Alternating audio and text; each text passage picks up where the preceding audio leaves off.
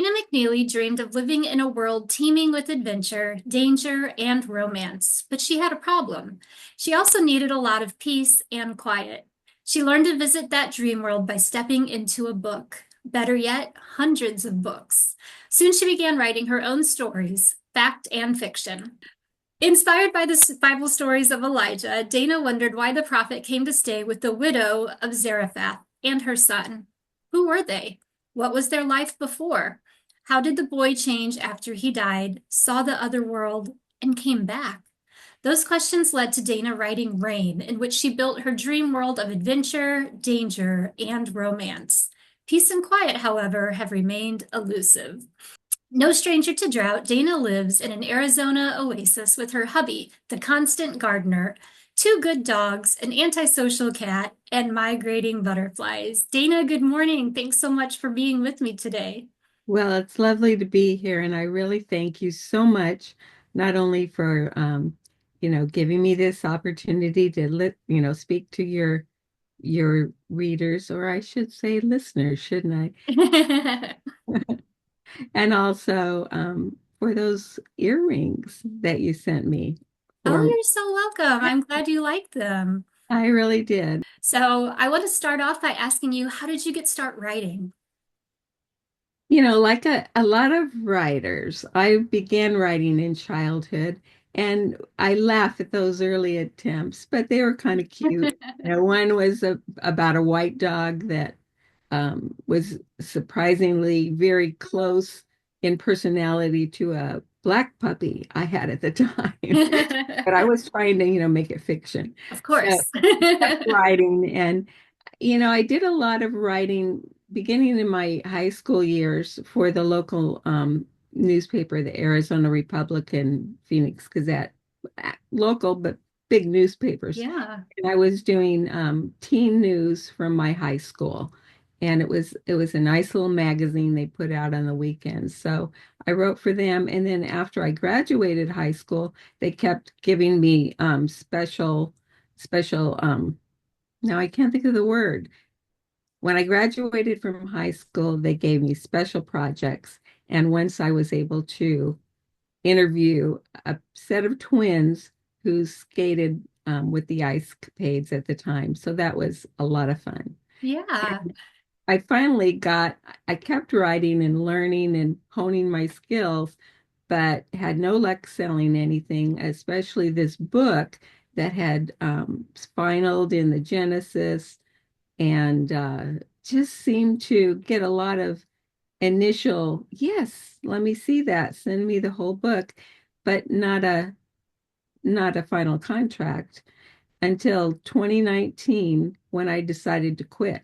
And I said to my husband, I was outside thinking and praying, and I told the Lord, Lord, maybe I've been thinking you were telling me wait, but now I realize you were telling me no. So I've decided to quit trying because I'm just done. And he goes, "Oh, I don't think you should be done. I think you should keep trying." And I said, "Now I really feel at peace. So I am quitting."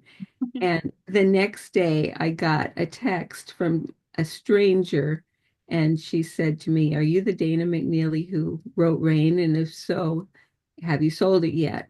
Turns out she was a judge in a double blind contest I had entered like 6 years ago. And the contest, it won its category. But even though I touted that around, I just was still getting no's. And she said, "Too bad for them, good for us. I'm also an author, and my publisher wants a biblical fiction." And I told her about Rain and that I was going to try and find your name. And she says, "Well, if you do, ask her to query me." So I did. And it wasn't 2 weeks later that I had a contract for Rain and for two more books, which were to become Whirlwind and Mantle, which is now out. So that's my That's an story. that's an incredible story. Wow, 6 years later. That's amazing. That gives a lot of hope to those of us that are still waiting for that that debut novel to be picked up by a publishing house. You know what? Here's what I can tell you. The Lord is often slow, but he's never late. That's so So true. whenever that time comes, it'll be the right time. That's so true. That's a good word for all of us, no matter if we're writers or if we have some other calling that we're pressing into. That is a very good word. Yeah. So, tell us how you got into writing biblical fiction. You went from writing for a newspaper and writing about puppy dogs. How did you get into biblical fiction? Well, in between the puppy story Mhm. and the newspaper stories, I tried everything. I tried romance with a group of friends who were writing and selling romance. I just, it seemed I couldn't do it. I would get 15 chapters in and then I would quit. And I tried cozy mysteries and I realized I didn't have the kind of brain that could think up a real interesting puzzle and then solve it. Me either.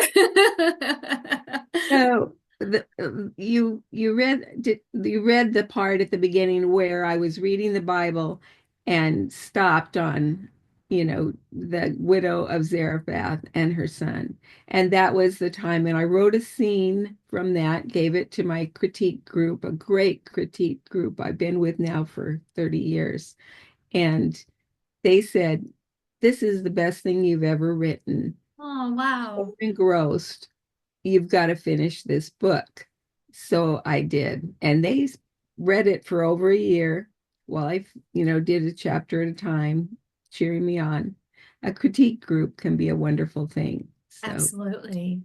Tell us a little bit about Mantle and what inspired that story. Mantle is the story of Elisha after Elijah goes to heaven in a whirlwind. And it's a story of, I would say, not feeling that you're good enough or really ready to take on something that seems big and important. It's also a story of getting over past hurts, or rather than giving them over, I would say maybe giving them to the Lord. And so it's that. And it's also a story of doing the courageous thing versus doing the selfish thing and what can result in each case. Wow, I love that. And I love that you are tackling Old Testament stories. So often biblical fiction is a New Testament story. So I like that you're bringing some of these Old Testament stories and giving them new life and putting them in words that just paint a bigger, broader picture of what they went through. So I think that's really important, and I'm glad you're doing that. Well, thank you. It's been very encouraging for me and a lot of fun to do the research. I think I'm maybe sure. that's my most favorite thing is the research.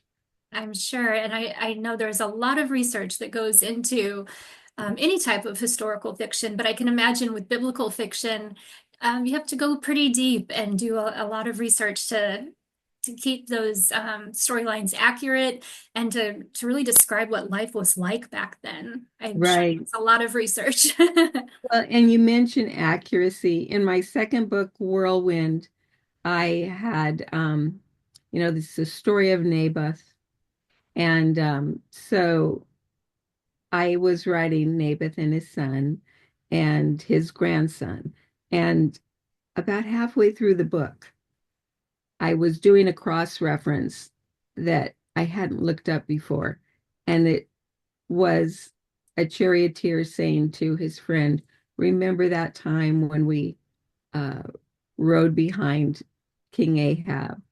And he was, received his, uh, he received an arrow that went right through his mail and he died in his carriage. And the one guy says, "Remember, we watched them wash out the blood because of his sin in the matter of Naboth and his sons." And I went, "Sons?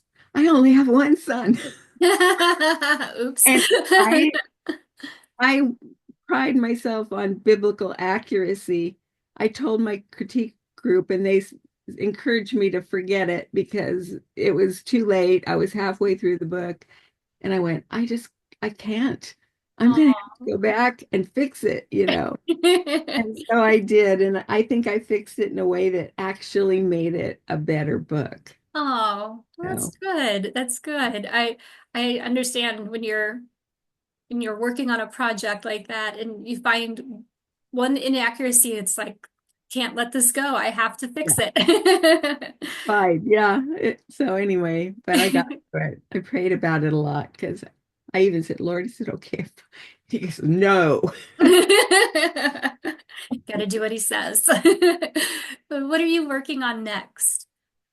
Well, surprisingly, because you talked about New Testament, Old Testament, I really was intrigued by the character of the New Testament prophetess in the Temple at Jerusalem, Anna. Oh, good. Yeah, maybe because she's an older woman, definitely because she she knew about the coming of the Messiah as a prophetess, and just a few other things. I knew she was barren, had no children. She had lived with her husband 7 years, no children. He died. And I had a lot of fun looking up who could have been alive at the time of her approximate marriage. And I found an actual biblical character, and he had a good story. So that was real fun. But I could only play that in memory from her. So, anyway, I am loving this book and I'm about halfway through it. So I guess it's time to discover some biblical inaccuracy. I love it. What a great character. I hate saying character when it's real people, but what Mhm. a great person to write about. It's someone we don't often hear a lot about. So I think that will be a really fun story. I look forward to reading it. Thanks. All right, we're going to move into what I call the lightning round of questions, but I always make the joke that we are authors, so we have a lot of words, and so nothing ever goes lightning fast. But that's okay. We will do our best to get through. What is your favorite genre to read? Well, it's historical fiction, of course. Of And I course. have a lot of favorite authors, Misu Andrews, Naomi Craig, Connellan Cosette, Carol Ashby, and lately, kind of funny for me, an Amish writer, um, and I'm going to look for her name, Patricia Johns. It's simple, and so it's hard to remember. Johns, she wrote several wonderful books. The most recent one is the best, and it's called Green Pastures, about an Amish veterinarian who jumped the fence of Amishness, but then came back home. And she had all kinds of problems related to that. And she has two other sisters who are quite interesting, who also have some interesting problems. One is considered an old maid at, I think, 25, and on the hunt for a husband. And the other one has just a happily married woman or not. So, Oh, yeah, sounds intriguing. it was so intriguing. And she's great with her. So I'm going on and on because I'm in the period of gushiness when I discover a new Yes, author. Patricia Johns, Green Pastures. that's that's more than fair. We will look into that one. Okay. What's your favorite way to spend a quiet evening? Oh, I'm so boring. I like to get on the treadmill because I'm sitting all day Mhm. and watch TV with my husband, and that's it. I do like going twice a month to a small group at church, and it's just really fun to meet in person with them in a less formal way than church. And so those are my two favorite ways. Absolutely. Fellowship is important. Yes. Are you a plotter or a pantser? A little bit of both, but mostly pantser. So I start off in the scene that came to me, and sometimes I'll go back, and sometimes I just go straight forward. I find it's easier to go linearly and try and go straight forward. So plotter, in that I plot out the scenes from the Bible that will be included. Okay. That makes it easy because then I can see a line between this chronological event and that chronological event, and I will write that, and that's where the fiction is. So I start with the Bible, I add in a storyline, and I add in historical information that's not in the Bible. That makes sense to start with what you've already been given and then add in around it. That's a good plan. If you could spend a day as a character in any book, who would it be? I would like to be Mary Magdalene Mm, following Christ. I would love that. that would be great. I Yeah. would like that too. What was your favorite toy as a child? I had a big purple teddy bear. Aw. I love that toy. Yeah. Aw, that's sweet. When it comes to romantic threads in any story that you read, do you prefer the friends to lovers trope or the enemies to lovers trope? Friends to lovers. Friends to lovers. Yeah. What is one goal you haven't reached yet? I would like to travel a little more. And I think the way I would like to travel is in a small motorhome of some sort so Yeah. that we can try to visit the different national forests. I would love to see all of them. Boy, would that be great. I've seen and enjoyed it. Yeah, and I already fulfilled, thanks to my husband's bringing home a surprise. He took me on a cruise to Alaska. And I had Oh, always wanted to do that since my grandmother went on one and talked about it. oh, My that mom. what a special gift. Yeah. So, Do yeah, you prefer coffee or tea? definitely coffee, but I drink tea maybe once every 2 weeks.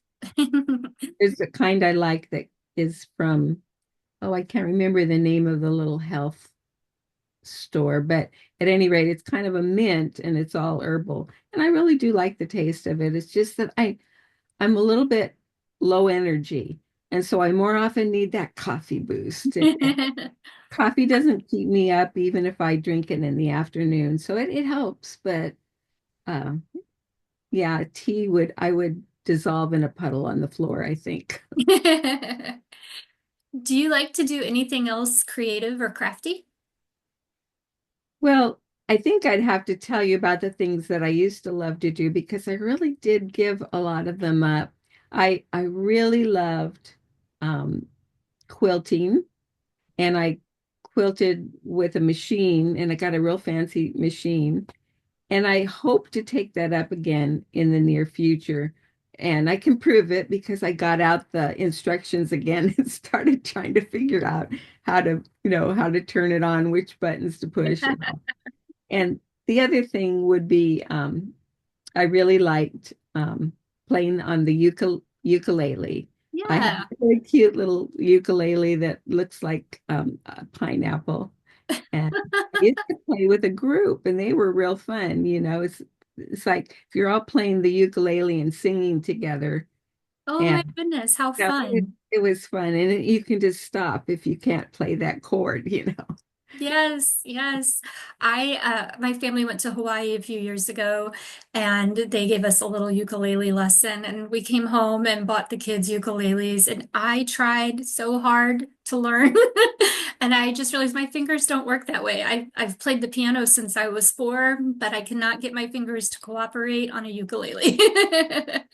Yeah, well, piano is a lovely instrument. I used to play it when I was younger, but I kind of got bummed out because I don't know, I could never memorize the songs. And I had a real bad experience during a recital when my Oh, teacher insisted that I play the song without the music. And I got oh about no. halfway through it, couldn't remember and had to stand up. And I may not seem like an introvert talking to you because we're just one on one, but I had to stand up in front of the whole crowd and go, "I'm sorry, I cannot remember the rest of it," and walk Oh, that would be that would be traumatizing, I think.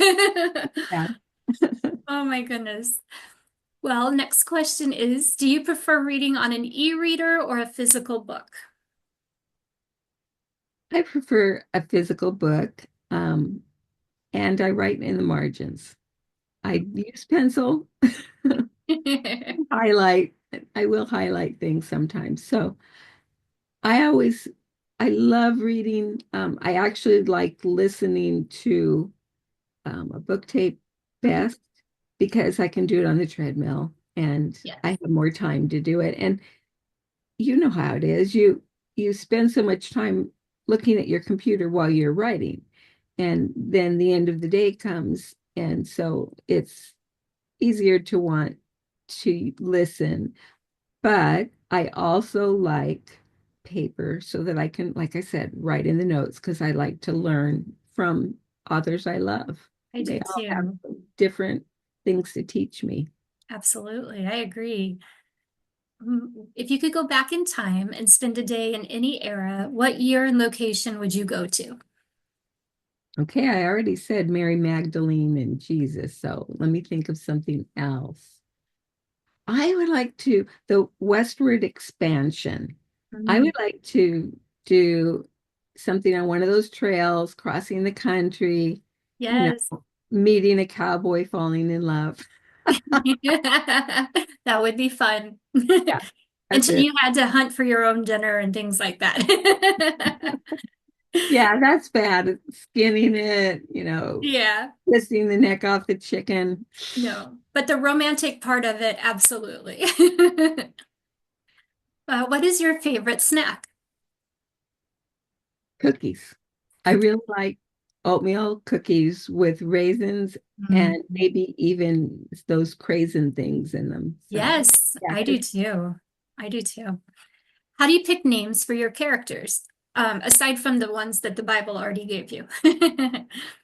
well, I start with the ones the Bible already gave me, and then I try to look at the first letter and see what biblical names I can find for that.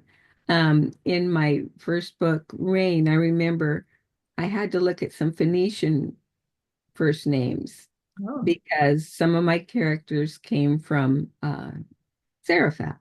Yeah. So that and the first letter, because you're already a lot of times confusing your readers with these difficult biblical names. And you don't want to confuse them by having two that kind of look alike or yeah. sound alike. So I try to make a little chart, who and put them in alphabetical order and look for a letter I haven't already used. Very smart. What is the first concert you ever attended? The first and last, I'm trying to remember his name, and I think I might have written that down because I always forget his name. Michael McDonald. He was with the Doobie Brothers, and he did this outdoor concert somewhere in the area of, uh, well, where did she say it was? Santa Barbara. Because I was about 35 and I'd never been to a concert. When I went over to California, my sister says, I'm taking you to one. Michael McDonald is doing a concert. It was great. We stood up, we danced. People told us to sit down. And What a special memory. it was great. Yeah. What is your dream destination to just, if you could go somewhere and just sit and write, where would you want to go? Forest, probably with a cabin and Mm, a front porch with a swing, and that would do it for me. sounds absolutely perfect. There's that peace and quiet that's been eluding you. Yeah. What's a book that you're excited to read? There's several new biblical fiction coming out. Connell and Cosette. I'm trying to remember if I don't remember what the name of her next one is, but that's it. And and Misu Andrews has a new one coming out, and I'm gonna get a copy because I'm on her launch team. I do that, Ooh. I I do too. Launch teams are fun. yeah. Great way to read a new story and to help another author. It's a win-win. What's the most difficult part of the writing or publishing process for you as an author? I'll tell you the places. I love drafting a story. I get uncomfortable when I come to a place, and because I'm a pantser and because I maybe have used up my actual biblical places, and I have to get to that place in between. Mm. If if if I haven't come up with something at that point, that takes a lot of praying because I feel this responsibility to keep it true to the Bible, even if there's not a biblical account for that Right. section. And so I think, well, what would logically happen? What I don't want to say what message do I want to tell exactly, because then it sounds like I'm trying to shove the gospel down everybody's throats. Mhm. But I think that these people are going to act in a certain way. And like I said about Elisha, you could tell at the beginning, he just felt he wasn't up to the task. He asked Elijah to have twice as much of his spirit, of the spirit of the Lord. And the Lord gave him that. And he also did twice as many miracles. So I could see him progressing from not thinking he's good enough to thinking, but God is enough.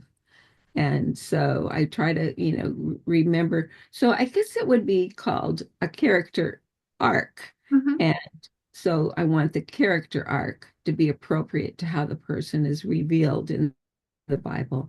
So that's a hard place. Um, in editing, sometimes I come to a hard place when I'm going through the list of things they want you to fix.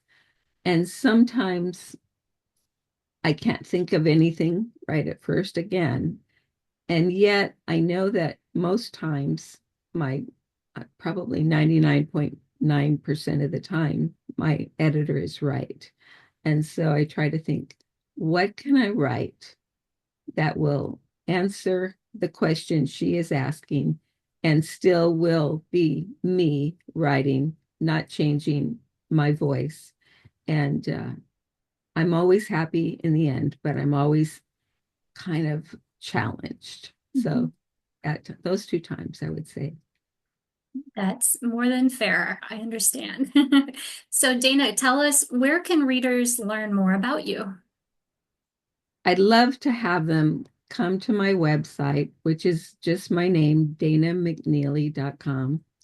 And I'd like to give everyone a free book, a free ebook, which is the first book in this series. It's a prequel, and so it's telling the story, the backstory of one of the beloved characters in Rain, and actually she goes throughout the other books too. I Oh, think fun. I think they would like that book, and like I said, it's free. You sign up for my newsletter and you can also unsubscribe at any time if you don't care to hear from me anymore. But I will be devastated, so I hope you don't. Yes, we cannot devastate Dana McNeely. We need to follow and stay true followers. So, Dana, do you have a copy of Mantle handy to show us? I do, but as I was mentioning to you earlier, it's just a reader proof. I have ordered, I think 10 copies or maybe 20, and they're coming Saturday. So, but here it is. It's got this little line across it that says not for resale. So it's mine, but the real ones will come. Yes. Well, the cover is beautiful. And what I was drawn to is right where that little green bar is, there's this beautiful scarf sort of floating in the wind. And so when I made the earrings, that's what I wanted to incorporate. So here's the earrings. And it sort of it's translucent clay and it sort of has that little scarf just billowing in the wind in the earrings as well. Those So are so pretty. I just love them. thank you so much. So, for our readers and our viewers, to enter to win a copy of your book, you've graciously offered the reader's choice of a paperback or an ebook. Right. And they'll get this pair of earrings. All they have to do is follow you on social media, follow me on social media, and they will see a giveaway post. They just have to like that post and comment done on either one of our pages, and they'll be entered to win. So this is going to go live on Monday, and on Wednesday night, we will draw a winner. It's that easy. Great. And I'll just say too that if the person selects a paperback book, when they'll probably need to email me or you Yes. with their address. Mhm. And they could also drop a couple of lines if they would like me to autograph it. I would be happy to do Oh, that. that's very kind of you. Yes, I will reach out to them once we've drawn the winner and collect their information for both of us. Okay, great. Great, Dana. It was so great meeting you and getting to talk with you this morning. Congratulations on Mantle, and we look forward to reading about Anna as well. Well, thanks for that. Congratulations. And I just want to thank you for letting me speak with your readers today. Of course. Have a great day.